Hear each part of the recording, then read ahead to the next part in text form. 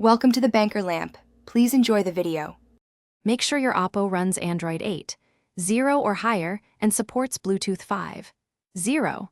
Open the Airpods case and keep the lid open beside your phone. Press and hold the small setup button for about 15 seconds until the LED flashes white.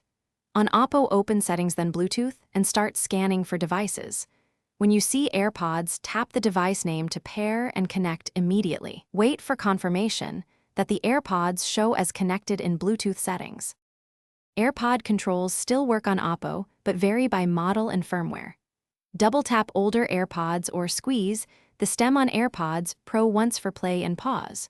Press twice to skip tracks and press and hold for 2 seconds to switch noise control on supported models. Siri voice commands will not work on Android devices. Use the Oppo voice assistant for hands-free tasks. Install a battery indicator app to view percent battery for both Airpods and the charging case visually. If pairing fails, reset the Airpods by placing them in the case and holding the setup button. Hold the button about 15 seconds until the LED turns amber then white and try pairing again. If audio drops, keep Bluetooth range under 10 m and avoid crowded 4 GHz interference from routers.